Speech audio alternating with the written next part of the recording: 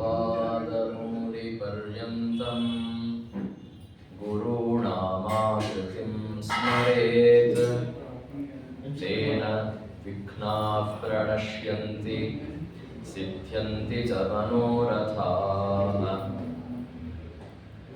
जन्माद्यस्य यतोऽन्वयादितरतश्चार्थेष्वभिज्ञस्वराट् तेने ब्रह्महृदाय आदिकवये मुह्यन्ति यं सूरयः। तेजो वारिमृदां यथा विनिमयो यत्र त्रिसर्गो मृषा धाम्ना स्वेन सदा निरस्तकुहकं सत्यं परं धीमहि। नमामि व्यासदासस्य पूर्णबुद्धेः पदाम्बुजे नतामरशिरो रत्नराजिनीराजिते सदा। अस्मद्गुरुसमारम्भां टीकाकृत्पादमध्यगां श्रीमदाचार्यपर्यन्तां वन्दे गुरुपरम्पराम्। नारायणं नमस्कृत्य नरं चैव नरोत्तमं देवीं सरस्वतीं व्यासं ततो ग्रन्थमुदीरये। ಶ್ರೀ ಗುರುಭ್ಯೋ ನಮಃ.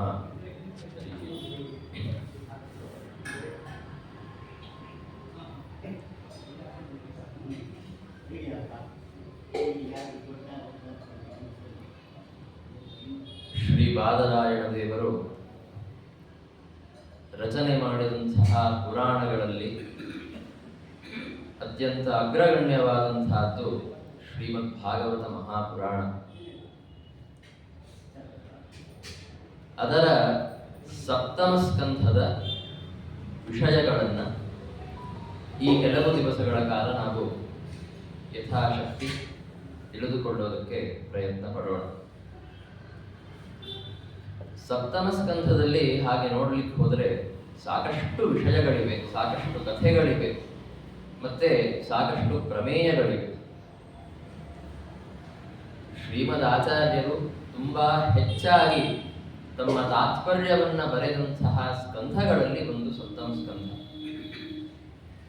ಎಲ್ಲ ವಿಷಯಗಳನ್ನ ಅಂತ ತಿಳಿದುಕೊಳ್ಳೋದಕ್ಕಿಂತ ಅದರ ಮುಖ್ಯವಾದಂತಹ ವಿಷಯ, ಅದರಲ್ಲಿ 16 ಅಧ್ಯಾಯಗಳಲ್ಲಿ ನಿರೂಪಣೆ ಮಾಡಲ್ಪಟ್ಟಂತಹ ವಿಷಯ ನರಸಿಂಹದೇವರ ಚರಿತ್ರೆ.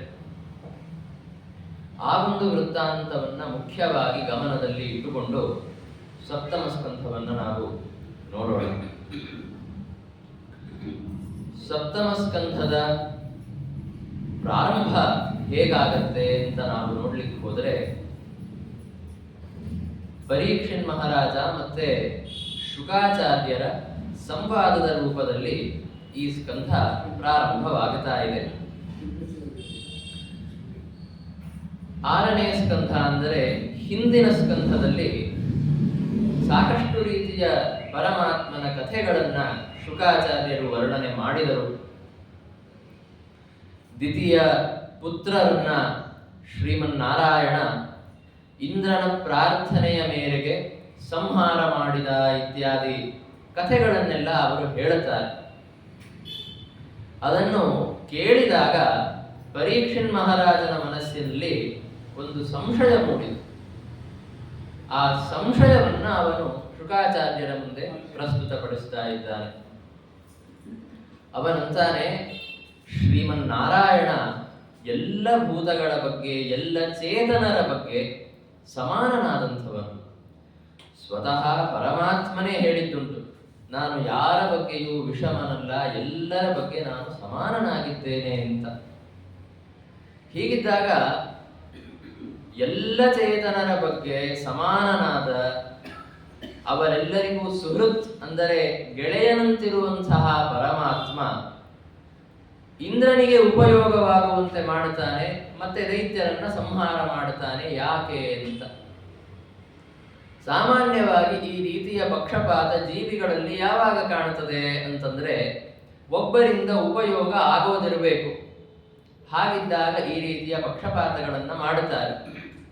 ಅಂದರೆ ಇಂದ್ರನಿಂದ ಏನಾದರೂ ಉಪಯೋಗ ಆಗೋದಿದೆ ಶ್ರೀಮನ್ನಾರಾಯಣನಿಗೆ ಅಂತಂದರೆ ಇಂದ್ರನಿಗಾಗಿ ದೈತ್ಯರನ್ನ ವಧ ಮಾಡಿದ ಅಂತ ಸರಿ. ಅಥವಾ ದೈತ್ಯರ ಬಗ್ಗೆ ಏನಾದರೂ ಒಂದು ದ್ವೇಷ ಇದ್ದಿದ್ದರೆ ದೈತ್ಯರ ವಧವನ್ನ ಮಾಡಿದ ಅಂತ ಹೇಳಬಹುದು. ಇದು ಎರಡೇ ಕಾರಣಗಳು.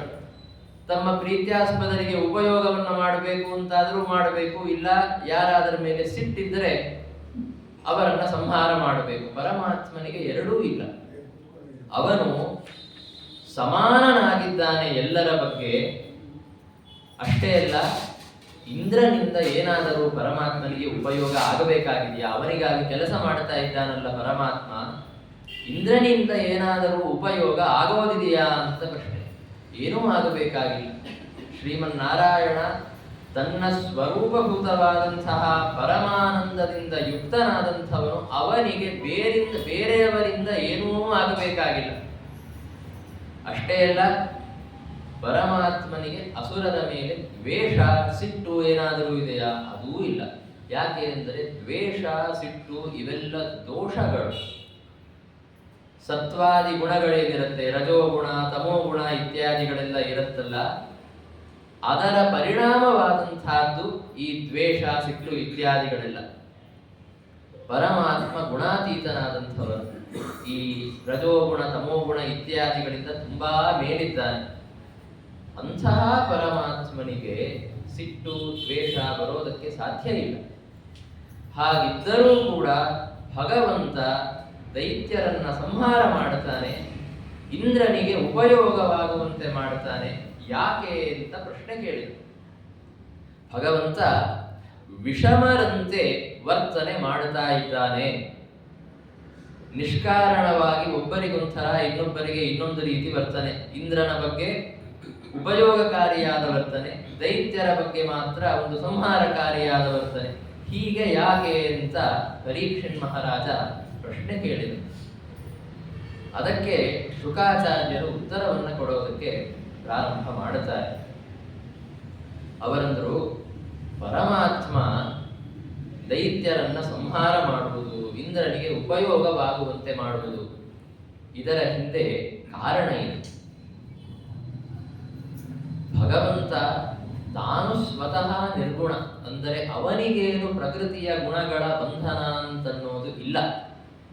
ಆದರೆ ಅವನು ತನ್ನ ಸ್ವೇಚ್ಛೆಯಿಂದ ಗುಣಗಳಲ್ಲಿ ಪ್ರವೇಶ ಮಾಡಿ, ಅಂದರೆ ಗುಣಗಳಿಂದ ನಿರ್ಮಿತವಾದ ದೇವತೆಗಳ ಶರೀರ ಮತ್ತೆ ಅಸುರರ ಶರೀರ, ಅವುಗಳಲ್ಲಿ ಪ್ರವೇಶ ಮಾಡಿ ಅವರಿಂದ ಆಯಾ ಕಾರ್ಯಗಳನ್ನು ಮಾಡಿಸ್ತಾನೆ.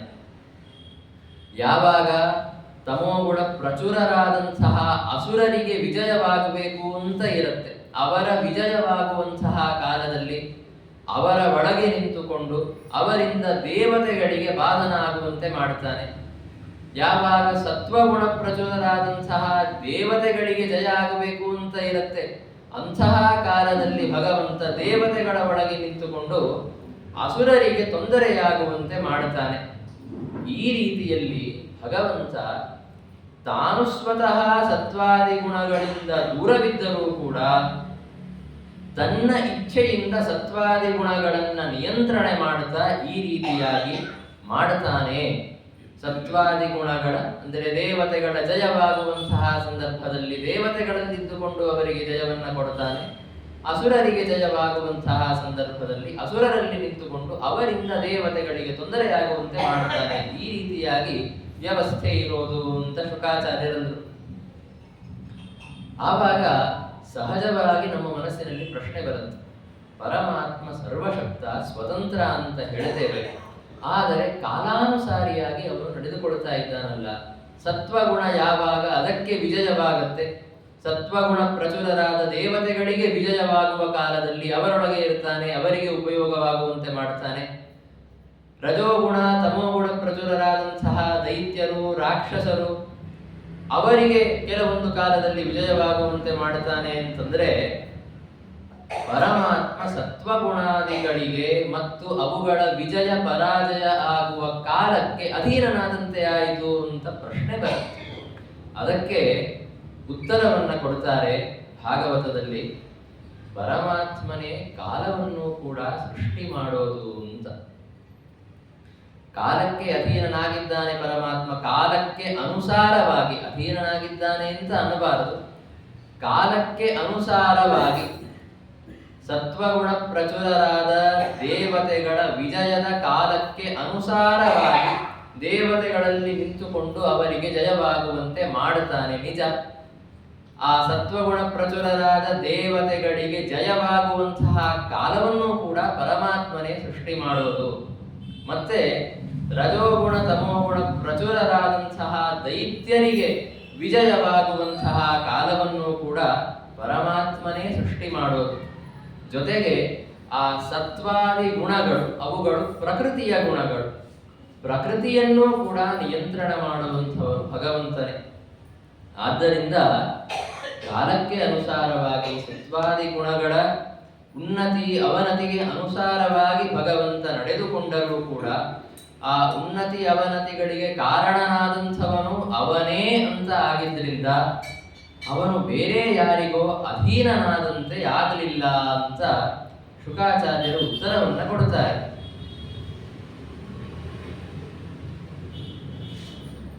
ಆಮೇಲೆ ಇದನ್ನೆಲ್ಲ ಕೇಳಿದ ಮೇಲೆ ನಮಗೆ ಒಂದು ಪ್ರಶ್ನೆ ಬರುತ್ತೆ, ಮನಸ್ಸಿನಲ್ಲಿ ಸಂದೇಹ ಬರುತ್ತೆ. ಭಗವಂತ ವಿಷಮರಂತೆ ವರ್ತನೆ ಮಾಡ್ತಾ ಇದ್ದಾನೆ ಅಂತ ಮೂಲತಃ ಪ್ರಶ್ನೆ ಇದ್ದದ್ದು.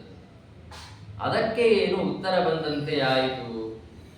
ಭಗವಂತ ಈ ಕಾಲಕ್ಕೆ ಅನುಸಾರವಾಗಿ ದೈತ್ಯರಿಗೆ ಜಯವಾಗುವಂತೆ ಮಾಡುತ್ತಾನೆ, ಇನ್ನೊಂದು ಕಾಲಕ್ಕೆ ಅನುಸಾರವಾಗಿ ದೇವತೆಗಳಿಗೆ ಜಯವಾಗುವಂತೆ ಮಾಡುತ್ತಾನೆ.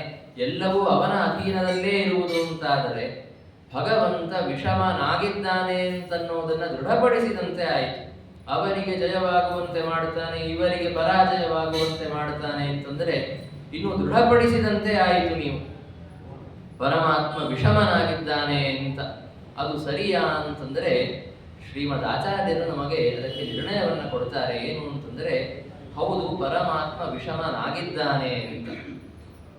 ಮತ್ತೆ ವಿಷಮನಾಗಿಲ್ಲ ಅಂತ ಎಲ್ಲ ಶಾಸ್ತ್ರಗಳಲ್ಲಿ ಹೇಳುತ್ತಾರಲ್ಲ, ಪರಮಾತ್ಮನಲ್ಲಿ ವೈಷಮ್ಯ ನೈರ್ಗುಣ್ಯಗಳು ಇಲ್ಲ ಅಂತ ಶಾಸ್ತ್ರಗಳು ಹೇಳುತ್ತಲ್ಲ ಅಂತಂದರೆ, ವೈಷಮ್ಯ ಇಲ್ಲ ಅಂತ ಹೇಳುತ್ತಾರೆ ನಿಜ, ಅದರ ಅರ್ಥವನ್ನ ನಾವು ಸರಿಯಾಗಿ ತಿಳಿದುಕೊಳ್ಳಬೇಕು. ಪರಮಾತ್ಮ ಆಯಾ ಜನರ ಯೋಗ್ಯತೆಗೆ ಅನುಸಾರವಾಗಿ ಫಲಗಳನ್ನು ಕೊಡುವಂಥವನು ಅಂತ ಅರ್ಥ. ಒಬ್ಬರಲ್ಲಿ ಕಡಿಮೆ ಯೋಗ್ಯತೆ ಇರುತ್ತೆ, ಇನ್ನೊಬ್ಬರಲ್ಲಿ ಹೆಚ್ಚು ಯೋಗ್ಯತೆ ಇರುತ್ತೆ. ಹೀಗಿದ್ದಾಗ ಕಡಿಮೆ ಯೋಗ್ಯತೆ ಇದ್ದಂಥವರಿಗೆ ಹೆಚ್ಚು ಫಲವನ್ನು ಕೊಟ್ಟು ಹೆಚ್ಚು ಯೋಗ್ಯತೆ ಇದ್ದಂಥವರಿಗೆ ಕಡಿಮೆ ಫಲವನ್ನು ಕೊಡುವುದು ಅಂತ ಈ ರೀತಿಯ ವೈಷಮ್ಯವನ್ನು ಪರಮಾತ್ಮ ಎಂದಿಗೂ ಮಾಡೋದಿಲ್ಲ ಅಂತ ಅಷ್ಟೇ ಅಭಿಪ್ರಾಯವನ್ನು ನಾವು ತೆಗೆದುಕೊಳ್ಳಬೇಕು. ಯಾರು ಅಸುರರಂತಹ ಭಗವದ್ವೇಷಿಗಳಿರ್ತಾರೆ, ಅಯೋಗ್ಯರಾದಂಥವರಿರ್ತಾರೆ, ಅವರಿಗೆ ತೊಂದರೆಯಾಗುವಂತೆ ಮಾಡುತ್ತಾನೆ ಪರಮಾತ್ಮ ಅಂದರೆ ಹೌದು ಅಂತ ಉತ್ತರ. ಆ ರೀತಿಯ ವೈಷಮ್ಯ ಇದೆ. ಅವರಿಗೆ ಅದೇ ಸರಿಯಾದಂತಹದ್ದು ಅದನ್ನ ಮಾಡುತ್ತಾನೆ. ಅವರಿಗೆ ಏನು ಯೋಗ್ಯವೋ ಅದನ್ನ ಮಾಡುತ್ತಾ ಇದ್ದಾನೆ. ಒಬ್ಬ ಜೀವಿಗೆ ಯೋಗ್ಯವಾಗದೇ ಇರುವಂತಹ ಫಲವನ್ನ ಮಾತ್ರ ಪರಮಾತ್ಮ ಯಾವತ್ತಿಗೂ ಕೊಡೋದಿಲ್ಲ ಅಂತ ಹೀಗೆ ನಾವು ತಿಳಿದುಕೊಳ್ಳಬೇಕು ಅಂತ ಶುಕಾಚಾರ್ಯರು ಹೇಳುತ್ತಾರೆ. ಈ ವಿಷಯವನ್ನ ಹೇಳಿದ ಮೇಲೆ ಇದಕ್ಕೆ ಸಂಬಂಧಪಟ್ಟಂತೆ ಒಂದು ಕಥೆಯನ್ನ ಶುಕಾಚಾರ್ಯರು ಹೇಳುತ್ತಾರೆ. ರಾಜಸೂಯ ಯಾಗದ ಸಂದರ್ಭ, ಯುಧಿಷ್ಠಿರ ಮಹಾರಾಜ ಮಾಡುತ್ತಾ ಇದ್ದಂತಹ ರಾಜಸೂಯ ಯಾಗ. ಅಲ್ಲಿ ಶ್ರೀಕೃಷ್ಣನಿಗೆ ಪೂಜೆಯಾಗಬೇಕಾದರೆ ಶಿಶುಪಾಲ ಸಾಕಷ್ಟು ಅದಕ್ಕೆ ವಿರೋಧ ಮಾಡಿದ, ಪರಮಾತ್ಮನ ನಿಂದನೆಯನ್ನ ಮಾಡಿದ. ಆವಾಗ ಕಡೆಗೆ ಶ್ರೀಕೃಷ್ಣ ಪರಮಾತ್ಮ ತನ್ನ ಚಕ್ರದಿಂದ ಅವನ ಸಂಹಾರವನ್ನ ಮಾಡುತ್ತಾನೆ.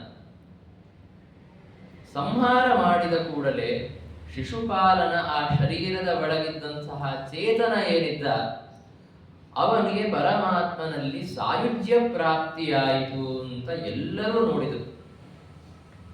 ಇದನ್ನ ನೋಡಿದ ಕೂಡಲೇ ಯುಧಿಷ್ಠಿರ ಮಹಾರಾಜ ಅಂತ, ಎಂತಹ ಏಕಾಂತ ಭಕ್ತರಿಗೂ ಕೂಡ ಈ ರೀತಿಯ ಸಾಯುಜ್ಯ ಅಂತನ್ನುವುದು ಸಿಗೋದಿಲ್ಲ. ದ್ವೇಷಿಗಳಿಗೆ ಬಿಡಿ, ಏಕಾಂತ ಭಕ್ತರಿಗೂ ಕೂಡ ಈ ರೀತಿಯ ಸಾಹಿತ್ಯ ಪರಮಾತ್ಮ ಕೊಡೋದಿಲ್ಲ. ಹೀಗಿದ್ದಾಗ ಶಿಶುಪಾಲನಂತಹ ಒಬ್ಬ ತನ್ನ ನಿಂದಕನಿಗೆ ಈ ರೀತಿ ಸಾಯುಜ್ಯವನ್ನ ಹೇಗೆ ಕೊಟ್ಟ ಭಗವಂತ ಅಂತ.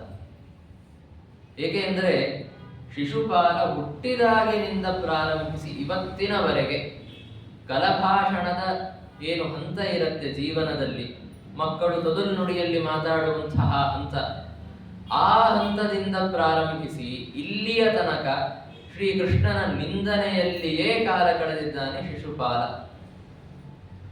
ಅಂಥವನಿಗೆ ಶ್ರೀಮನ್ನಾರಾಯಣನಲ್ಲಿ ಸಾಯುಜ್ಯ ಸಿಗೋದು ಅಂತ ಹೇಗೆ ಸಾಧ್ಯ? ಭಗವಂತನ ದ್ವೇಷ ಮಾಡೋದು ಅಂತನ್ನೋದು ಯಾವುದೇ ರೀತಿಯ ದೋಷವಲ್ಲ ಅಂತ ಮಾತ್ರ ತಿಳಿದುಕೊಳ್ಳೋದಕ್ಕೆ ಹೋಗಬಾರದು. ಯಾಕೆ ಅಂದರೆ ವೇನನೇ ಮೊದಲಾದಂತಹ ಭಗವದ್ವೇಷಿಗಳಿಗೆ ಅಂಧಂತಮಸ್ಸಿನ ಪ್ರಾಪ್ತಿಯಾಗಿದೆ ಅಂತನ್ನುವುದನ್ನು ನಾವು ಇತಿಹಾಸದಲ್ಲಿ ಕಾಣುತ್ತೇವೆ. ಹೀಗಿದ್ದಾಗ ಅವನಂತೆಯೇ ಭಗವದ್ವೇಷಿಯಾದ ಶಿಶುಪಾಲನಿಗೆ ಯಾವುದೇ ರೀತಿಯ ದುಷ್ಪರಿಣಾಮಗಳಾಗಲಿಲ್ಲ. ರೋಗ ಬಂದು ಏನಾದರೂ ತೊಂದರೆಯಾಯಿತು, ಹಾಗೆ ಏನೂ ಆಗಲಿಲ್ಲ. ಮತ್ತೆ ಸಂಹಾರವಾದ ಕೂಡಲೇ ಪರಮಾತ್ಮನಲ್ಲಿ ಸಾಯುಜ್ಯ ಪ್ರಾಪ್ತಿಯಾಯಿತು. ಇದು ಹೇಗೆ ಸಾಧ್ಯ ಅಂತ ಯುಧಿಷ್ಠಿರ ಪ್ರಶ್ನೆ ಕೇಳಿದ. ನಾರದರನ್ನು ಕುರಿತು ಈ ಪ್ರಶ್ನೆ ಮಾಡಿದ್ದು. ಆವಾಗ ನಾರದರು ಇದಕ್ಕೆ ಉತ್ತರವನ್ನು ಹೇಳ್ತಾ ಒಂದು ಪ್ರಶ್ನೆಯನ್ನ ಕೇಳುತ್ತಾರೆ. ಭಗವಂತ ಯಾರಾದರೂ ಅವನ ನಿಂದನೆಯನ್ನ ಮಾಡಿದರೆ ಅವರಿಗೆ ಯಾಕೆ ಶಿಕ್ಷೆ ಕೊಡಬೇಕು? ನಿಂದನೆಯನ್ನ ಮಾಡಿದರೆ ಯಾಕೆ ಶಿಕ್ಷೆ ಕೊಡಬೇಕು ಅಂತಂದರೆ, ನಿಂದನೆ ಮಾಡಿದರೆ ನಮಗೆ ದುಃಖವಾಗತ್ತೆ. ನಿಷ್ಕಾರಣವಾಗಿ ನಮಗೆ ದುಃಖವಾಗುವಂತೆ ಮಾಡಿದರೆ ನಾವು ಅವರಿಗೆ ಅಪಕಾರವನ್ನ ಮಾಡುತ್ತೇವೆ. ಇದು ಸಾಮಾನ್ಯವಾದಂತಹ ಚೇತನರ ಪ್ರವೃತ್ತಿಯಾಗಿದೆ. ಆ ರೀತಿಯ ಪ್ರವೃತ್ತಿಯಿಂದ ನನ್ನ ನಿಂದನೆ ಮಾಡಿದ, ನನಗೆ ನಿಂದನೆ ಮಾಡಿದ್ದರಿಂದ ನನಗೆ ದುಃಖವಾಯಿತು, ಅದಕ್ಕೆ ಅವನನ್ನ ಸಂಹಾರ ಮಾಡಬೇಕು, ಅವನಿಗೆ ಅಧೋಗತಿಯಾಗುವಂತೆ ಮಾಡಬೇಕು ಅಂತ ಏನಾದರೂ ಪರಮಾತ್ಮ ಶಿಕ್ಷೆ ಕೊಡಬೇಕಾ? ಅಥವಾ ಶ್ರೀಮನ್ನಾರಾಯಣನ ನಿಂದನೆಯನ್ನ ಮಾಡುವುದು ಅಂತನ್ನುವುದು ಒಂದು ಪಾಪಕೃತ್ಯ, ಅದರಿಂದ ಭಗವಂತನಿಗೆ ಏನೋ ಸಮಸ್ಯೆ ಆಗಬೇಕು ಅಂತ ನಿಯಮ ಇಲ್ಲ. ಉದಾಹರಣೆಗೆ ಯಾರಾದರೂ ತಮ್ಮ ಗೃಹದಲ್ಲಿ ಬಾಗಿಲು ಹಾಕಿಕೊಂಡು ಮದ್ಯಪಾನವನ್ನ ಮಾಡುತ್ತಾರೆ. ಮದ್ಯಪಾನವನ್ನ ಮಾಡಿ ಮಲಗಿಕೊಂಡು ಬಿಡ್ತಾರೆ. ಯಾರಿಗೂ ಏನು ತೊಂದರೆ ಕೊಡೋದಿಲ್ಲ, ಪರಮಾತ್ಮನಿಗೂ ಏನು ಅಪಶಬ್ದವನ್ನ ಆಡೋದಿಲ್ಲ, ಮದ್ಯಪಾನವನ್ನ ಮಾಡುತ್ತಾರಷ್ಟೇ. ಅಂಥವರಿಗೂ ಕೂಡ ಭಗವಂತ ಶಿಕ್ಷೆಯನ್ನ ಕೊಡ್ತಾನೆ. ಯಾಕೆ ಕೊಡ್ತಾನೆ? ಅವನಿಗೇನು ಸಮಸ್ಯೆ ಆಗ್ತಾ ಇಲ್ಲ, ಅವನ ನಿಂದನೆಯನ್ನ ಮಾಡ್ತಾ ಇಲ್ಲ, ಯಾರಿಗೂ ತೊಂದರೆ ಕೊಡ್ತಾ ಇಲ್ಲ. ಆದರೂ ಕೂಡ ಅವರಿಗೆ ಶಿಕ್ಷೆಯನ್ನ ಯಾಕೆ ಕೊಡ್ತಾನೆ ಪರಮಾತ್ಮ ಅಂತಂದರೆ, ಅದು ಒಂದು ಪಾಪಕೃತ್ಯ. ಶಾಸ್ತ್ರಗಳಲ್ಲಿ ಅದನ್ನ ಮಾಡಬಾರದು ಅಂತ ಹೇಳಿದ್ದಾರೆ. ಅದನ್ನ ಮಾಡಿದಂಥವರಿಗೆ ಶಿಕ್ಷೆ ಕೊಡಬೇಕು ಅಂತ. ಅದೇ ರೀತಿ ಭಗವಂತನ ನಿಂದನೆಯನ್ನ ಮಾಡಬಾರದು, ಭಗವದ್ವೇಷವನ್ನ ಮಾಡಬಾರದು ಅಂತ ಹೇಳಿದ್ದಾರೆ. ಅದಕ್ಕಾಗಿ ಪರಮಾತ್ಮ ಶಿಕ್ಷೆ ಕೊಡ್ತಾನೆ ಅಂತ ಹೀಗೇನಾದರೂ ಅಭಿಪ್ರಾಯ ಇದೆಯಾ ಅಂತ. ಹೀಗಾಗಿ ಇದೇ ಎರಡು ಕಾರಣಗಳಿರೋದು. ಒಂದ, ನನ್ನ ದ್ವೇಷ ಮಾಡಿ ಅವನು ಪಾಪ ಮಾಡ್ತಾ ಇದ್ದಾನೆ ಅಂತ ಅವನಿಗೆ ಶಿಕ್ಷೆ ಕೊಡಬೇಕು. ಇಲ್ಲ, ನನಗೆ ನನ್ನ ಕುರಿತು ದ್ವೇಷ ಮಾಡಿದ್ದರಿಂದ ನನಗೆ ದುಃಖವಾಗುತ್ತಾ ಇದೆ ಅಂತಾದರೂ ಅವನಿಗೆ ಶಿಕ್ಷೆ ಕೊಡಬೇಕು. ಆದರೆ ಭಗವಂತನ ವಿಷಯದಲ್ಲಿ ಎರಡೂ ಇಲ್ಲ ಅಂತ ಹೇಳುತ್ತಾರೆ. ಈ ನಿಂದನೆಯನ್ನ ಮಾಡಿದಾಗ ದುಃಖ ಆಗೋದು, ತಿರಸ್ಕಾರವನ್ನ ಮಾಡಿದಾಗ ದುಃಖ ಆಗೋದು, ಅಥವಾ ಯಾರಾದರೂ ಪ್ರಶಂಸೆ ಮಾಡಿದರು, ಸತ್ಕಾರ ಮಾಡಿದರು ಅಂತಂದರೆ ಸುಖ ಆಗುವುದು, ಇದೆಲ್ಲವೂ ಈ ಪಾರ್ಥಿವ ಶರೀರ ಏನಿದೆ ಆ ಶರೀರವನ್ನ ಹೊಂದಿದಂಥವರಿಗೆ ಆಗತ್ತೆ. ಈ ಪ್ರಾಕೃತ ಶರೀರವನ್ನ ಹೊಂದಿದಂಥವರಿಗೆ ಈ ರೀತಿಯ ದುಃಖ, ಸುಖ, ನಿಂದನೆಯನ್ನ ಮಾಡಿದ ಕೂಡಲೇ ದುಃಖ ಆಗಿಬಿಡೋದು, ಸಿಟ್ಟು ಬರೋದು, ಯಾರಾದರೂ ಪ್ರಶಂಸೆ ಮಾಡಿದ ಕೂಡಲೇ ಸಂತೋಷ ಆಗಿಬಿಡೋದು, ಇದೆಲ್ಲ ಪ್ರಾಕೃತ ಶರೀರದಿಂದಾಗಿ ಆಗುವಂತಹದ್ದು. ಆದರೆ ಪರಮಾತ್ಮ ಪ್ರಾಕೃತ ಶರೀರ ಶೂನ್ಯನಾದಂಥವನು.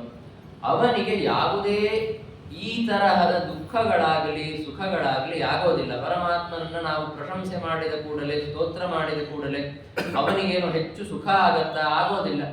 ಅವನ ನಿಂದನೆ ಮಾಡಿದ್ದರಿಂದ ಅವನಿಗೆ ದುಃಖವಾಗತ್ತಾ? ಖಂಡಿತವಾಗಿಯೂ ಆಗೋದಿಲ್ಲ. ಯಾಕೆಂದರೆ ಅದಕ್ಕೆ ಕಾರಣೀಭೂತವಾದಂತಹದ್ದೇ ಈ ಶರೀರ.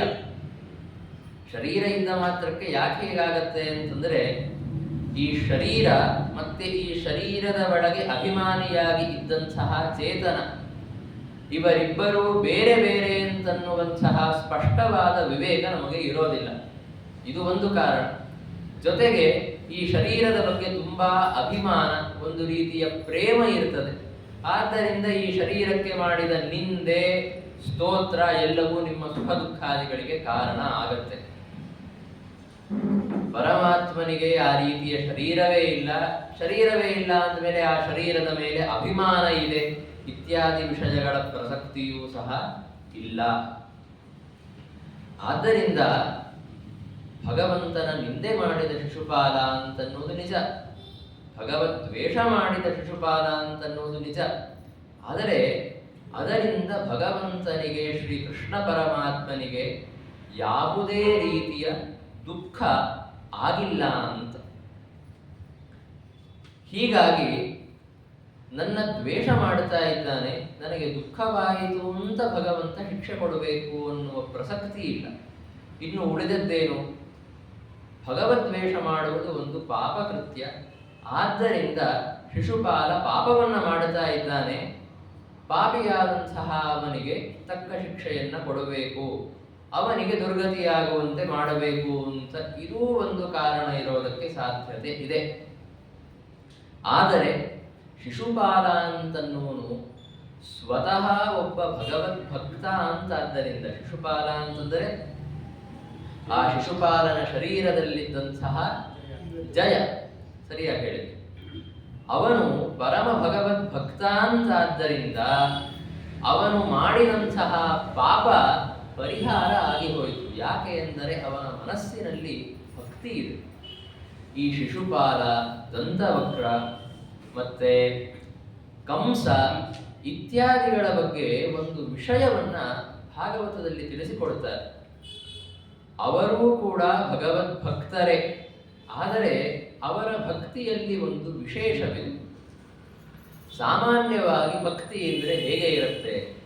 ಭಕ್ತಿ ಅಂತಂದರೆ ಪರಮಾತ್ಮನ ಮಾಹಾತ್ಮ್ಯವನ್ನು ತಿಳಿದುಕೊಂಡಿರ್ತಾರೆ. ಪರಮಾತ್ಮ ತುಂಬಾ ದೊಡ್ಡವನು, ಸಕಲ ಗುಣ ಪರಿಪೂರ್ಣ, ಸರ್ವದೋಷ ದೂರ, ಸರ್ವ ಜಗತ್ ಕಾರಣನಾಗಿದ್ದಾನೆ ಇತ್ಯಾದಿ ಅವನ ದೊಡ್ಡ ದೊಡ್ಡ ಗುಣಗಳನ್ನ, ಮಾಹಾತ್ಮ್ಯಗಳನ್ನ ಕೇಳಿರ್ತಾರೆ. ಮತ್ತೆ ವೇದಶಾಸ್ತ್ರಾದಿಗಳಿಂದ ಮತ್ತೆ ದೊಡ್ಡವರ ಉಪದೇಶದಿಂದ ಅವನೇ ನಮ್ಮನ್ನ ಪಾಲನೆ ಮಾಡುತ್ತಾ ಇರೋದು, ಅವನಿಂದಾಗಿಯೇ ನಾವು ಸುಖವಾಗಿರೋದು ಅಂತನ್ನುವಂತಹ ನಿಶ್ಚಯವನ್ನು ಮಾಡಿಕೊಂಡಿರ್ತಾರೆ. ಈ ಕಾರಣದಿಂದಾಗಿ ಅಷ್ಟು ದೊಡ್ಡ ಮಾಹಾತ್ಮ್ಯವನ್ನು ಹೊಂದಿದಂತಹ ಭಗವಂತನ ಬಗ್ಗೆ ಬಹುಮಾನ ಇರುತ್ತೆ, ಒಂದು ಗೌರವ, ಆ ಮಾಹಾತ್ಮ್ಯ ಜ್ಞಾನ. ಅದರ ಜೊತೆಗೆ ನಮ್ಮನ್ನೇ ಪಾಲನ ಮಾಡುವಂಥವನು ಅನ್ನುವ ಕಾರಣದಿಂದ ಸ್ನೇಹವಿರುತ್ತೆ. ಈ ಮಾಹಾತ್ಮ್ಯ ಜ್ಞಾನ ಮತ್ತೆ ಸ್ನೇಹ ಇವೆರಡರ ಮೇಲನವನ್ನೇ ಭಕ್ತಿ ಅಂತ ನಾವು ಕರೀತೇವೆ. ಇದು ಬಿಟ್ಟು ಬೇರೆ ಭಕ್ತಿ ಅಂದ್ರೆ ಏನೋ ಅದೊಂದು ವಿಶೇಷವಾದ ವಸ್ತು, ಹೇಳಲಿಕ್ಕಾಗೋದಿಲ್ಲ ಅಂತ ಏನಲ್ಲ. ಪರಮಾತ್ಮನ ಮಾಹಾತ್ಮ್ಯದ ಜ್ಞಾನ ಮತ್ತು ಭಗವಂತನ ಬಗ್ಗೆಯ ಸ್ನೇಹ, ಇದೆರಡರ ಕಾಂಬಿನೇಷನ್ನೇ ಭಕ್ತಿ ಅಂತ ಕರೆಯೋದು. ಈ ಭಕ್ತಿ ಸಾಮಾನ್ಯವಾಗಿ ನಮ್ಮೆಲ್ಲರಲ್ಲಿ ನಮ್ಮ ಯೋಗ್ಯತಾನುಸಾರವಾಗಿ ಸ್ವಲ್ಪ ಮಟ್ಟಿಗೆ ಇರುತ್ತೆ. ಶಿಶುಪಾಲಾದಿಗಳಲ್ಲಿಯೂ ಕೂಡ ಈ ಭಕ್ತಿ ಸಾಕಷ್ಟು ಇದೆ. ಆದರೆ ಅಲ್ಲಿ ಒಂದು ವೈಶಿಷ್ಟ್ಯ ಇದೆ. ಅವರ ಮನಸ್ಸಿನಲ್ಲಿ ಪರಮಾತ್ಮನ ಬಗ್ಗೆ ವೈರದ ಭಾವನೆ, ಶತ್ರುತ್ವದ ಭಾವನೆಯೂ ಇದೆ. ಆ ಶತ್ರುತ್ವದ ಭಾವನೆ, ಪರಮಾತ್ಮನ ಬಗ್ಗೆ ಆ ಒಂದು ತರಹದ ಭಯ ಇರೋದರಿಂದ ಆ ಶತ್ರುತ್ವದ ಭಾವನೆಯಿಂದಾಗಿ ಭಗವಂತನ ಬಗ್ಗೆ ಏನಾಗಿದೆ ಅವರಿಗೆ ಅಂತಂದ್ರೆ ಚಿತ್ತದ ಏಕಾಗ್ರತೆ ಬಂದಿದೆ. ಇವನು ನಮ್ಮ ಶತ್ರು ಅಂತ ಮನಸ್ಸಿನಲ್ಲಿ ಇಟ್ಟುಕೊಂಡಿದ್ದರಿಂದ ಯಾವಾಗಲೂ ಶ್ರೀಕೃಷ್ಣ ಪರಮಾತ್ಮನ ಬಗ್ಗೆ ಅವನ ಮನಸ್ಸು ಇರುತ್ತೆ. ಅವನ ಮನಸ್ಸು ಏಕಾಗ್ರವಾಗಿ ಪರಮಾತ್ಮನ ಸ್ಮರಣೆಯನ್ನೇ ಮಾಡುತ್ತಾ ಇರುತ್ತೆ. ಅದರ ಜೊತೆಗೆ ಅವರ ಸ್ವಭಾವತಃ ಏವ ಭಕ್ತಿ ಅಂತನ್ನುವುದು ಇರೋದರಿಂದ ಅವರಿಗೆ ಎಂದಿಗೂ ದುರ್ಗತಿ ಅಂತನ್ನೋದು ಆಗೋದಿಲ್ಲ. ಬರೀ ಭಗವದ್ವೇಷ ಮಾಡಿದರೆ ಖಂಡಿತವಾಗಿಯೂ ದುರ್ಗತಿ ಅಂತನ್ನೋದಾಗತ್ತೆ. ಸಾಕಷ್ಟು ಪ್ರಮಾಣ ವಾಕ್ಯಗಳನ್ನು ಶ್ರೀಮದ್ ಆಚಾರ್ಯರು ನಮಗೆ ಸಾಕಷ್ಟು ಕಡೆ ಕೊಡುತ್ತಾರೆ. ಕರ್ಮಣ ಮನಸ ವಾಚ ಯೋ ದ್ವಿಷ್ಯಾದ್ ವಿಷ್ಣುಮವ್ಯಯಂ ಮಜ್ಜಂತಿ ಪಿತರಸ್ತಸ್ಯ ನರಕೆ ಶಾಶ್ವತಿ ಸಮಾಹ ಅಂತ. ಯಾರಾದರೂ ಒಬ್ಬ ವ್ಯಕ್ತಿ ಪರಮಾತ್ಮನ ದ್ವೇಷ ಮಾಡಿದ, ಕರ್ಮಣ ಮನಸ ವಾಚ ಪರಮಾತ್ಮನ ದ್ವೇಷವನ್ನ ಮಾಡಿದ ಅಂತಂದ್ರೆ ಬರೀ ಅವನಲ್ಲ, ಅವನ ಎಲ್ಲ ಪಿತೃಗಳು ನರಕದಲ್ಲಿ ಶಾಶ್ವತ ಕಾಲಕ್ಕೆ ಸಿಕ್ಕಿ ಹಾಕಿಕೊಳ್ತಾರೆ ಅಂತ ಶ್ರೀಮದಾಚಾರ್ಯರು ಹೇಳುತ್ತಾರೆ. ಹೀಗೆ ಅನೇಕ ವಾಕ್ಯಗಳಿವೆ.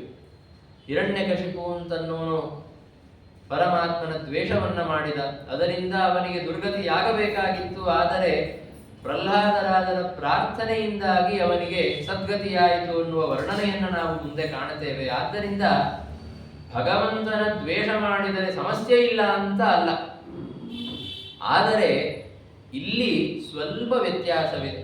ಆ ದ್ವೇಷ, ಆ ಶತ್ರುತ್ವದ ಭಾವನೆಯಿಂದಾಗಿ ಮನಸ್ಸು ಭಗವಂತನಲ್ಲಿ ಏಕಾಗ್ರವಾಗಿರಲು ಅವರಲ್ಲಿ ಇರುವಂತಹ ಭಕ್ತಿ ತನ್ನ ಕೆಲಸವನ್ನ ಮಾಡುತ್ತೆ. ಸ್ವಾಭಾವಿಕವಾಗಿಯೇ ಅವರಲ್ಲಿ ಭಕ್ತಿ ಇರುತ್ತೆ. ಅದಕ್ಕೆ ಈ ಒಂದು ಪ್ರಸಂಗದಲ್ಲಿ ಆ ಭಕ್ತಿಯ ಬಗ್ಗೆ, ಶಿಶುಪಾಲನ ದಂತವಕ್ರನ ಭಕ್ತಿಯ ಬಗ್ಗೆ ಒಂದು ಶಬ್ದವನ್ನ ಭಾಗವತದಲ್ಲಿ ಹೇಳ್ತಾರೆ, ವೈರಾನುಬಂಧ ಅಂತ. ಇಲ್ಲಿ ವೈರವೂ ಇದೆ, ಜೊತೆಗೆ ಅನುಬಂಧವೂ ಇದೆ.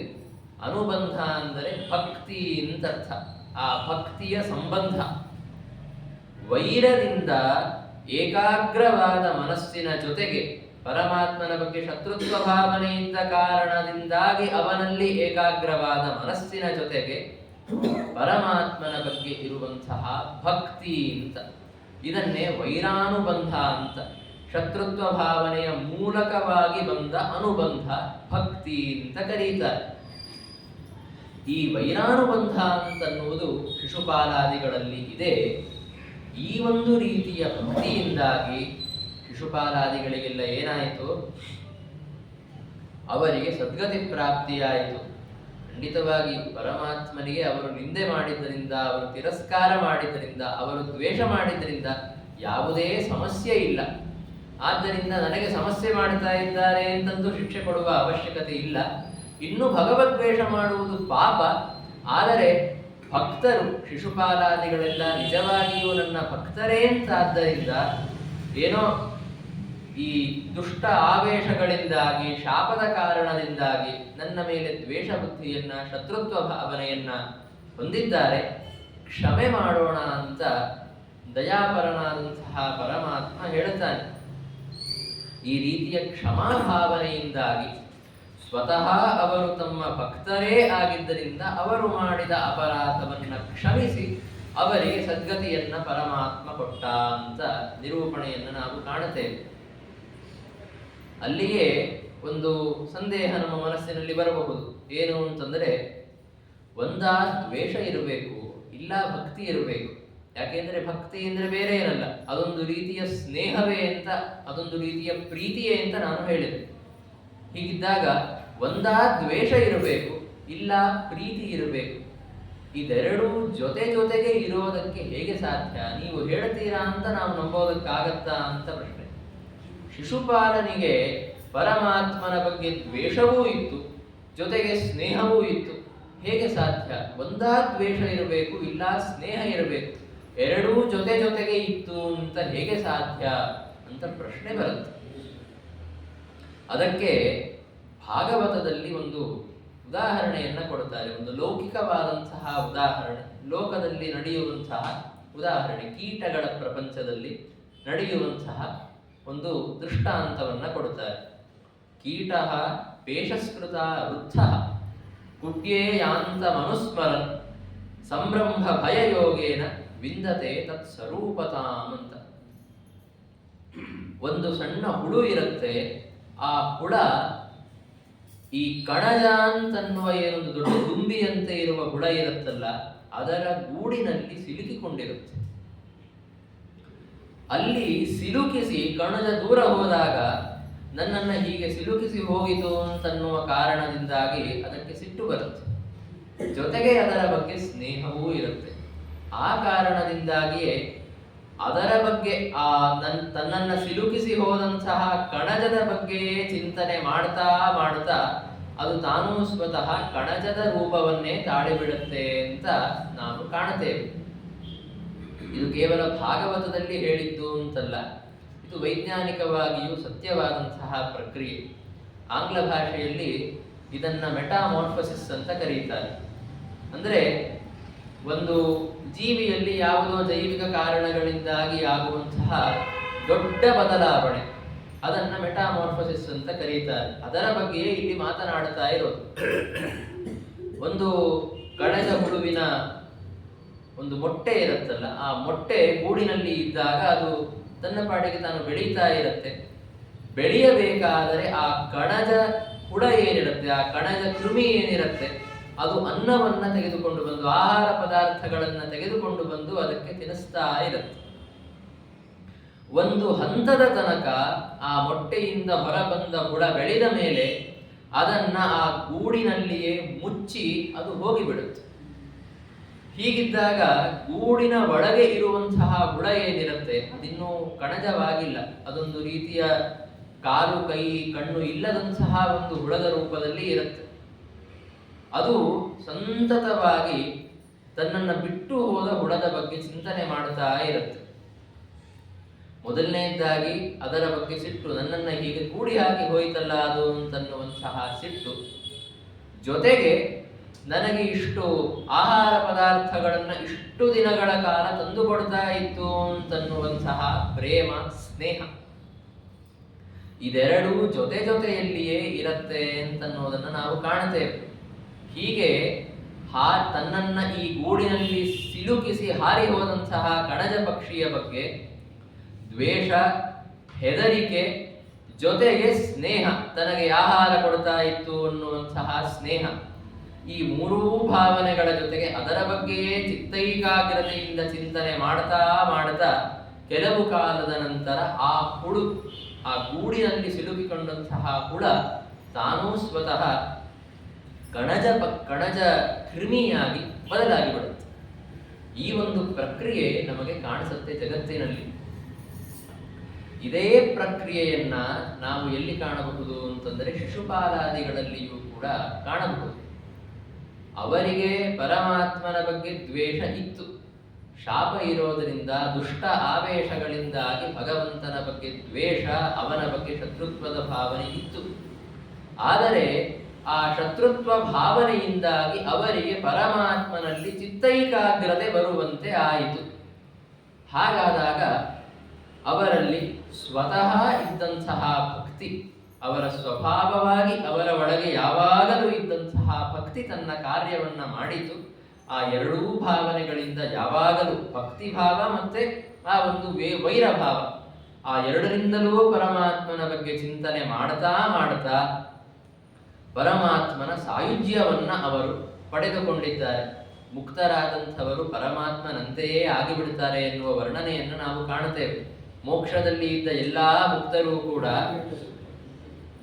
ಏನಾಗಿ ಬಿಡ್ತಾರೆ, ಪರಮಾತ್ಮನಂತೆಯೇ ಚತುರ್ಭುಜರು, ಮತ್ತೆ ನೀಲವರ್ಣವನ್ನು ಹೊಂದಿದಂಥವರು, ಹಾಗೆ ಪರಮಾತ್ಮನಂತೆಯೇ ಕಾಣಿಸುವಂತೆ ಆಗಿಬಿಡುತ್ತಾರೆ ಅಂತ ವರ್ಣನೆಯನ್ನು ನಾವು ಕಾಣುತ್ತೇವೆ. ಅದೇ ರೀತಿ ಈ ಶಿಶುಪಾಲಾದಿಗಳಿಗೆ ಸಾಯುಜ್ಯ ಸಿಕ್ಕಿತು, ಮೋಕ್ಷ ಸಿಕ್ಕಿತು ಅಂದ್ರೆ ಏನರ್ಥ? ಅವರು ಪರಮಾತ್ಮನಂತೆಯೇ ಆಗಿಬಿಟ್ರು ಅಂತ ಅರ್ಥ. ಹೀಗಾಗಿ ಯಾವ ರೀತಿಯ ಹುಳು ಕಣಜದಂತೆಯೇ ಆಗಿತು, ಹಾಗೆ ಇವರೂ ಕೂಡ ಪರಮಾತ್ಮನಂತೆಯೇ ಆದರು ಎನ್ನುವ ವರ್ಣನೆಯನ್ನು ನಾವು ಕಾಣುತ್ತೇವೆ. ಹೀಗಾಗಿ ಭಕ್ತಿ ಅಂತನ್ನುವುದು ಇದೆ, ಅನೇಕ ರೀತಿಯ ಭಕ್ತಿ ಇದೆ. ಈ ಒಂದು ತರಹದ ಭಕ್ತಿಗೆ, ಶಿಶುಪಾಲನ ಭಕ್ತಿಗೆ ವೈರಾನುಬಂಧ ಅಂತ ಹೆಸರು. ಈ ಬರೀ ವೈರಾನುಬಂಧ ಅಷ್ಟೇ ಅಲ್ಲ, ಭಾಗವತದಲ್ಲಿ ಈ ತರಹದ ಸಾಕಷ್ಟು ಭಕ್ತಿಗಳನ್ನ ಎಣಿಸ್ತಾರೆ.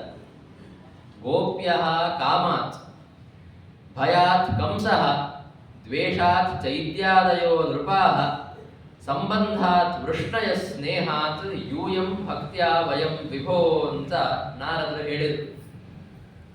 ಗೋಪಿಕಾ ಸ್ತ್ರೀಯರು ಪರಮಾತ್ಮನ ಭಕ್ತರೇ, ಕಂಸನೂ ಪರಮಾತ್ಮನ ಭಕ್ತನೇ, ಯಾದವರೂ ಪರಮಾತ್ಮನ ಭಕ್ತರು, ಯುಧಿಷ್ಠಿರನೇ ಮೊದಲಾದ ಎಲ್ಲ ಪಾಂಡವರು ಪರಮಾತ್ಮನ ಭಕ್ತರು, ಮತ್ತೆ ನಾರದಾದಿ ಮಹರ್ಷಿಗಳು ಪರಮಾತ್ಮನ ಭಕ್ತರು.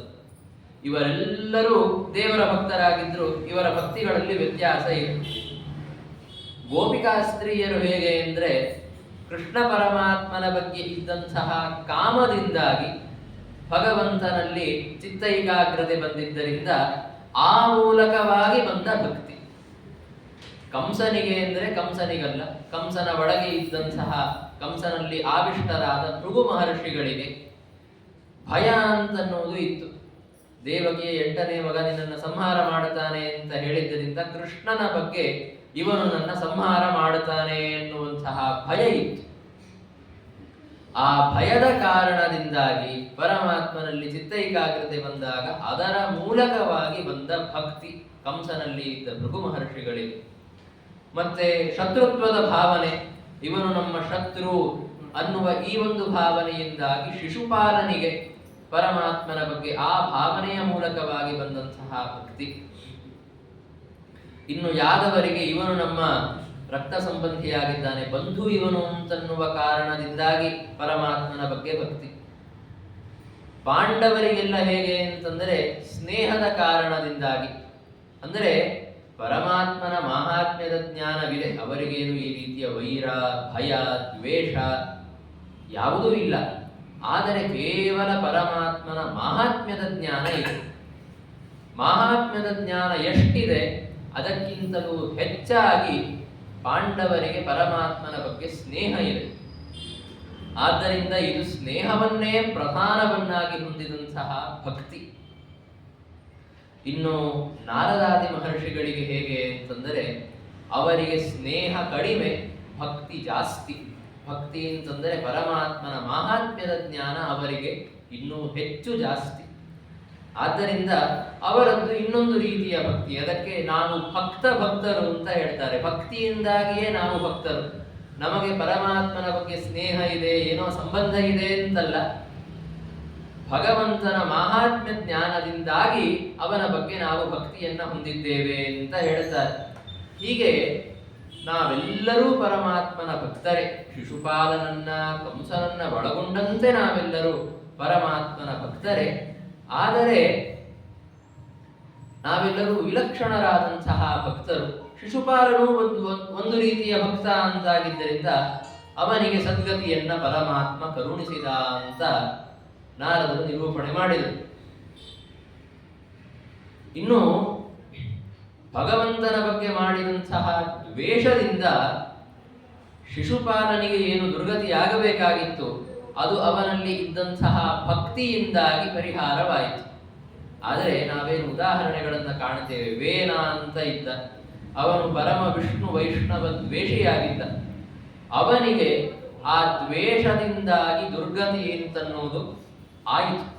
ಯಾಕೆ ಆಯಿತು ಅಂದರೆ ಅವನ ಮನಸ್ಸಿನಲ್ಲಿ ಕೇವಲ ಶತ್ರುತ್ವ ಭಾವನೆ ಇತ್ತು, ಭಕ್ತಿ ಇರಲಿಲ್ಲ.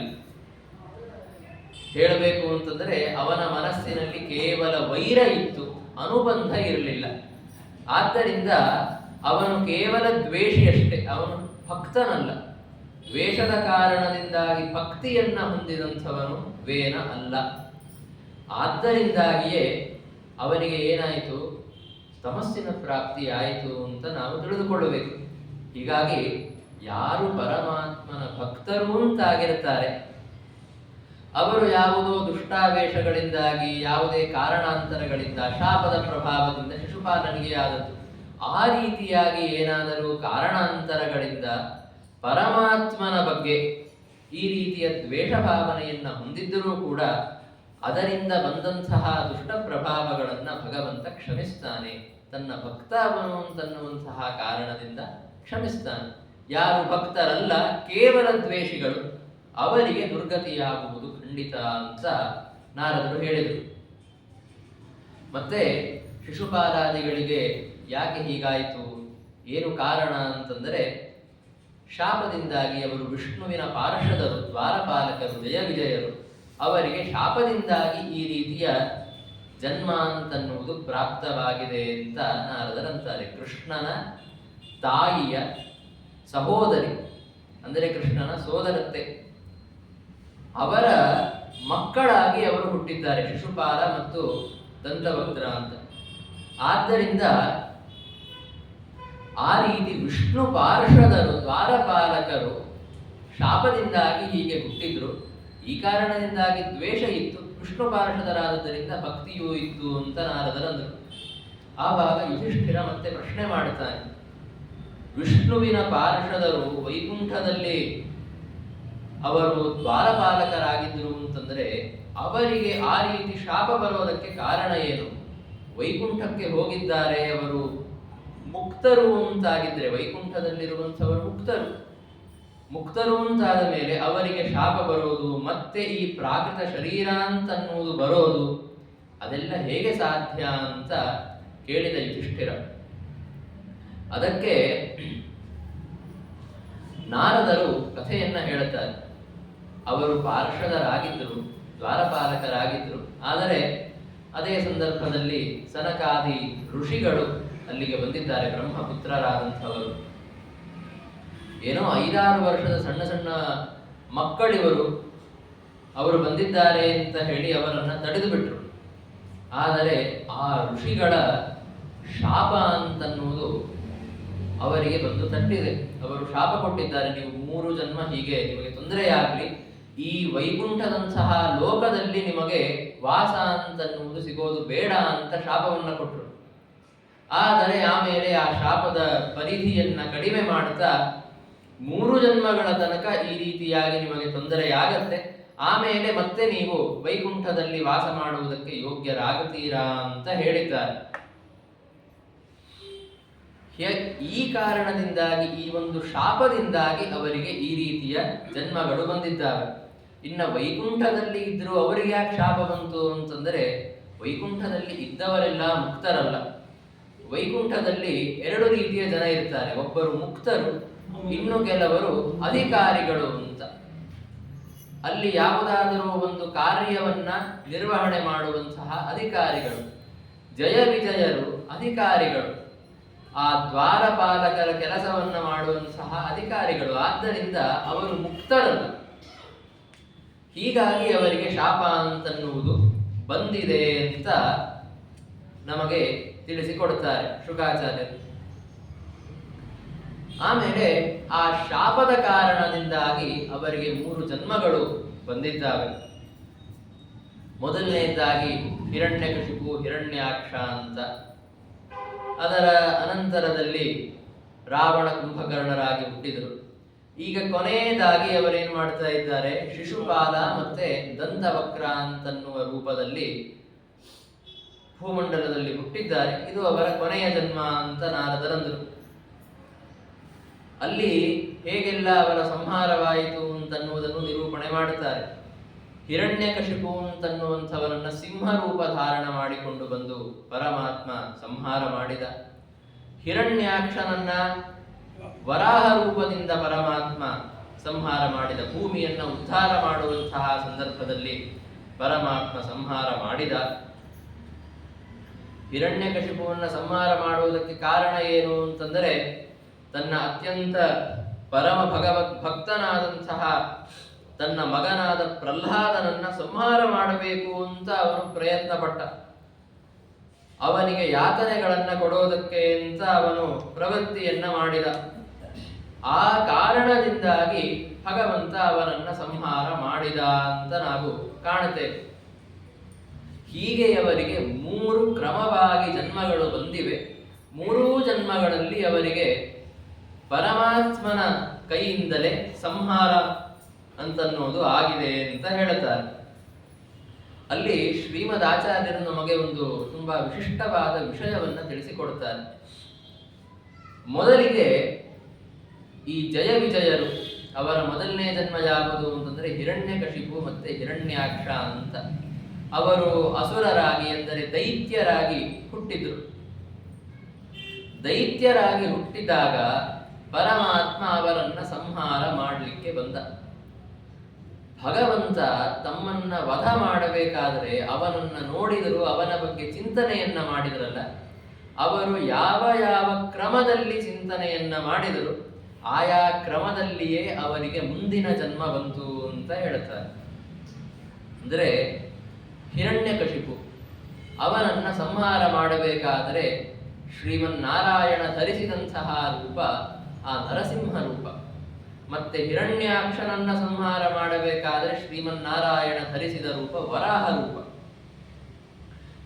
ಅದನ್ನ ನೋಡಿದಾಗ ಸಂಹಾರ ಮಾಡಬೇಕಾದ್ರೆ ನರಸಿಂಹದೇವರನ್ನ ಹಿರಣ್ಯಕಶಿಪು ನೋಡಿದ. ನೋಡಿಬಿಟ್ಟು ಇದೇನೋ ಭಯಾನಕವಾದಂತಹ ಭೂತ ಅಂತನ್ನುವಂತೆ, ಭಯಾನಕವಾದ, ಇನ್ನು ನಾವು ಆಂಗ್ಲ ಭಾಷೆಯಲ್ಲಿ ಕ್ರಿಯೇಚರ್ ಅಂತ ಅಂತೀವಿ, ಆ ರೀತಿಯಲ್ಲಿ ಇದೇನು ಭಯಾನಕವಾದಂತಹ ವಸ್ತು ಅಂತನ್ನುವಂತೆ ನೋಡಿದರು. ವರಾಹ ರೂಪವನ್ನೂ ಕೂಡ ಹಿರಣ್ಯಾಕ್ಷ ಹಾಗೇ ನೋಡಿದ. ಇದೇನೋ ಭಯಾನಕವಾದಂತಹ ವಸ್ತು ಅನ್ನುವಂತೆ ನೋಡಿದ. ಆದ್ದರಿಂದಲೇನೆ ಮುಂದಿನ ಜನ್ಮ ಅವರಿಗೆ ರಾಕ್ಷಸ ಜನ್ಮ ಬಂದಿತ್ತು. ಪರಮಾತ್ಮನನ್ನ ಒಂದು ಭಯಾನಕ ವಸ್ತು ಅಂತ ಈ ರೀತಿಯಾಗಿ ಸ್ಮರಣೆ ಮಾಡುತ್ತಾ ಅವರು ಮೃತರಾಗಿದ್ದಕ್ಕೆ ಅವರಿಗೆ ಮುಂದಿನ ಜನ್ಮ ಹಿರಣ್ಯಕಶಿಪು ಹಿರಣ್ಯಾಕ್ಷರಿಗೆ ಬಂದ ಮುಂದಿನ ಜನ್ಮ ರಾಕ್ಷಸ ಜನ್ಮ. ವಿಶ್ರವಸ್ ಋಷಿಗಳ ಪುತ್ರರಾಗಿ ಅವರು ಹುಟ್ಟಿದರು. ರಾವಣ, ಕುಂಭಕರ್ಣ ಅಂತ ರಾಕ್ಷಸರಾಗಿ ಹುಟ್ಟಿದರು. ಆ ಸಂದರ್ಭದಲ್ಲಿಯೂ ಶ್ರೀಮನ್ನಾರಾಯಣನೇ ಬಂದು ಅವರನ್ನು ಸಂಹಾರ ಮಾಡಿದ. ಸಂಹಾರ ಮಾಡಬೇಕಾದರೆ ಆವಾಗ ಪರಮಾತ್ಮ ಧರಿಸಿದ ರೂಪ ಯಾವುದು? ಶ್ರೀರಾಮ ರೂಪ. ರಾಮದೇವರು ಅಂತಂದ್ರೆ ಅವರು ಶಾಂತರಾದ ಒಬ್ಬ ರಾಜರ ರೂಪ, ಒಬ್ಬ ರಾಜಕುಮಾರ, ಒಬ್ಬ ರಾಜರ ರೂಪ. ಆದ್ದರಿಂದ ಪರಮಾತ್ಮನನ್ನ ಅವರು ಹಾಗೆ ನೋಡಿದರು. ರಾವಣ ಸಾಯಬೇಕಾದ್ರೆ, ಕುಂಭಕರ್ಣ ಮೃತನಾಗಬೇಕಾದ್ರೆ ಹೇಗೆ ನೋಡಿದ? ಒಬ್ಬ ರಾಜನನ್ನ ಸಂಹಾರ ಮಾಡ್ತಾ ಇದ್ದಾನೆ ಅಂತ ಪರಮಾತ್ಮನನ್ನ ಒಬ್ಬ ರಾಜನ ರೂಪದಲ್ಲಿ ಚಿಂತನೆ ಮಾಡಿದ. ಆದ್ದರಿಂದ ಮುಂದಿನ ಜನ್ಮದಲ್ಲಿ ಅವರು ರಾಜ ಪರಿವಾರದಲ್ಲಿಯೇ ರಾಜಕುಮಾರರಾಗಿ ಹುಟ್ಟಿದರು. ಶಿಶುಪಾಲ ಮತ್ತೆ ದಂತವಕ್ರ ಅಂತ. ದಮಘೋಷ ಅಂತನ್ನುವಂತಹ ರಾಜನ ಮಗನಾಗಿ ಹುಟ್ಟಿದ್ದು ಶಿಶುಪಾಲ. ಈ ರೀತಿಯಾಗಿ ಅವರು ಯಾವ ಯಾವ ರೀತಿಯಲ್ಲಿ ಪರಮಾತ್ಮನನ್ನ ಸ್ಮರಣೆ ಮಾಡಿದರು, ತಮ್ಮ ವಧದ ಸಂದರ್ಭದಲ್ಲಿ ಅವನ ಸ್ಮರಣೆಯನ್ನ ಮಾಡಿದರು, ಆಯಾ ರೀತಿಗಳಲ್ಲಿಯೇನೆ ಅವರಿಗೆ ಮುಂದಿನ ಜನ್ಮದ ಪ್ರಾಪ್ತಿ ಆಯಿತು ಅಂತ ಹೇಳ್ತಾರೆ. ಹಿರಣ್ಯಕಶಿಪು ಮುಂದಿನ ಜನ್ಮದಲ್ಲಿ ರಾಕ್ಷಸನಾಗಿ ಹುಟ್ಟಿದ. ಆವಾಗ ರಾಜನನ್ನಾಗಿ ಪರಮಾತ್ಮನನ್ನ ಚಿಂತನೆ ಮಾಡಿದ್ದಕ್ಕೆ ಏನಾಯಿತು? ಅವನು ಮುಂದೆ ಮತ್ತೆ ರಾಜನಾಗಿ ಹುಟ್ಟಿದ. ಈಗ ಏನಾಯಿತು ಅಂತಂದರೆ, ಶಿಶುಪಾಲನನ್ನ ಸಂಹಾರ ಮಾಡಬೇಕಾದರೆ ಅವರು ಪರಮಾತ್ಮನನ್ನ ಹೇಗೆ ನೋಡಿದರು? ಪರಮಾತ್ಮ ಚಕ್ರಪಾಣಿಯಾಗಿ ನಿಂತಿದ್ದನ್ನ ನೋಡಿದರು. ಪರಮಾತ್ಮ ತನ್ನ ಆ ಒಂದು ಕೃಷ್ಣ ರೂಪದಲ್ಲಿ ಚಕ್ರಪಾಣಿಯಾಗಿ ನಿಂತಿದ್ದನ್ನ ನೋಡಿದ್ದಾರೆ. ಆದ್ದರಿಂದ ಶ್ರೀಕೃಷ್ಣ ಪರಮಾತ್ಮನನ್ನ ದೇವರ ರೂಪದಲ್ಲಿಯೇ ಚಿಂತನೆ ಮಾಡುತ್ತಾ ಶಿಶುಪಾಲ ಮೃತನಾದ. ದಂತವಕ್ರನಿಗೂ ಹಾಗೇನೆ ಕೃಷ್ಣನನ್ನ ದೇವರ ರೂಪದಲ್ಲಿ ಚಿಂತನೆ ಮಾಡುತ್ತಾ ಅವನು ಮೃತನಾದ. ಆದ್ದರಿಂದ ಇದರ ಮುಂದೆ ಅವರಿಗೆ ಯಾವುದೇ ಜನ್ಮ ಬರಲಿಲ್ಲ, ಅವರಿಗೆ ಪರಮಾತ್ಮನ ಪ್ರಾಪ್ತಿಯಾಯಿತು ಅಂತ ನಮಗೆ ಶ್ರೀಮದ್ ಆಚಾರ್ಯರು ತಿಳಿಸಿಕೊಡುತ್ತಾರೆ. ಹೀಗೆ ಶಾಪದ ಪ್ರಭಾವದಿಂದಾಗಿ ಶಿಶುಪಾಲ ದಂತವಕ್ರ ಇಬ್ಬರು ಹುಟ್ಟಿದ್ರು. ಪರಮಾತ್ಮನ ತಾಯಿಯ ಸಹೋದರಿಯ ಪುತ್ರರಾಗಿ ಅವರು ಹುಟ್ಟಿದರು. ಈಗ ಭಗವಂತನ ಹಸ್ತದಿಂದ ಅವರ ವಧವಾಗಿದೆ. ಈಗ ಅವರು ಶಾಪದಿಂದ ಮುಕ್ತರಾಗಿದ್ದಾರೆ. ಆ ಶಾಪದಿಂದ ಮುಕ್ತರಾಗುವ ಜೊತೆಗೆ ಅವರಲ್ಲಿ ಇದ್ದಂತಹ ವೈಶಿಷ್ಟ್ಯವನ್ನ ಹೇಳಿದರು, ವೈರಾನುಬಂಧ ಅಂತ. ಆ ಒಂದು ಶತ್ರುತ್ವ ಭಾವನೆಯಿಂದ ಪರಮಾತ್ಮನಲ್ಲಿ ಏಕಾಗ್ರವಾದ ಮನಸ್ಸನ್ನು ಹೊಂದಿದ್ರು. ಮತ್ತೆ ಸ್ವತಃ ಏವ ಪರಮ ಭಗವತ್ ಭಕ್ತರಾಗಿದ್ರು ಅವರಿಬ್ಬರು. ಈ ಕಾರಣದಿಂದಾಗಿ ಪರಮಾತ್ಮ ಅವರು ಮಾಡಿದ ಎಲ್ಲ ಅಪರಾಧಗಳನ್ನ ಕ್ಷಮಿಸಿದ್ದಾನೆ, ಕ್ಷಮಾ ಮಾಡಿದ್ದಾನೆ. ಈಗ ಅವರಿಗೆ ಸದ್ಗತಿಯನ್ನ ಪ್ರದಾನ ಮಾಡಿದ್ದಾನೆ ಅಂತ ಹೇಳ್ತಾರೆ. ನಾರದ ಮಹರ್ಷಿಗಳು ಇಷ್ಟು ಕಥೆಯನ್ನ ನಿರೂಪಣೆ ಮಾಡಿದರು. ಈ ಕಥೆಯನ್ನ ಕೇಳಿ ಯುಧಿಷ್ಠಿರ ಮಹಾರಾಜ ಮತ್ತೆ ಪ್ರಶ್ನೆಯನ್ನ ಮಾಡುತ್ತಾನೆ. ಏನಂತ? ಹಿರಣ್ಯಕಶಿಪುವನ್ನ ಸಂಹಾರ ಮಾಡಬೇಕಾದರೆ ಆ ಸಂಹಾರ ಯಾಕೆ ಮಾಡಿದ ಪರಮಾತ್ಮ ಅಂತ ಹೇಳ್ತಾ ನಾರದರಂತಾರೆ, ತನ್ನ ಪುತ್ರನಾದ ಪ್ರಹ್ಲಾದ ಪರಮ ಭಗವತ್ ಭಕ್ತನಾದಂಥವನು, ಅಂತಹ ಸಾತ್ವಿಕನಾದಂತಹ ಬಾಲಕನಿಗೆ ಯಾತನೆಯನ್ನ ಕೊಡುವುದಕ್ಕೆ ಪ್ರಯತ್ನಪಟ್ಟ, ಅವನನ್ನು ಸಂಹಾರ ಮಾಡುವುದಕ್ಕೆ ಪ್ರಯತ್ನಪಟ್ಟ. ಆ ಕಾರಣದಿಂದಾಗಿ ಪರಮಾತ್ಮ ನರಸಿಂಹ ರೂಪವನ್ನ ಧಾರಣ ಮಾಡಿ ಅವರನ್ನ ಸಂಹರಿಸಿದ ಅಂತ ನಾರದರಂದರು. ಅದರ ಬಗ್ಗೆ ಪ್ರಶ್ನೆ ಕೇಳುತ್ತಾರೆ ಯುಧಿಷ್ಠಿರ. ಏನಂತ? ಪ್ರಹ್ಲಾದ ಅಂತನ್ನೋನು ಅಂತಹ ಮಹಾತ್ಮ ಅಂತ ನೀವು ಹೇಳ್ತಾ ಇದ್ದೀರಾ, ಸಾತ್ವಿಕನಾದಂತಹ ಪರಮ ಭಗವತ್ ಭಕ್ತನಾದ ಬಾಲಕ, ಪರಮಾತ್ಮನಲ್ಲೇ ತನ್ನ ಮನಸ್ಸನ್ನ ಇಟ್ಟಂತಹ ಬಾಲಕ, ಅಂತಹ ಒಬ್ಬ ಅಂತಹ ಮಗ ಸಿಗಬೇಕು ಅಂತ ಎಲ್ಲರೂ ಪ್ರಾರ್ಥನೆ ಮಾಡುತ್ತಾರೆ. ಭಗವತ್ ಭಕ್ತನಾದಂತಹ ಸಾತ್ವಿಕನಾದ ಮಗ ಸಿಗಬೇಕು ಅಂತ ಪ್ರಾರ್ಥನೆ ಮಾಡುತ್ತಾರೆ ಎಲ್ಲರೂ.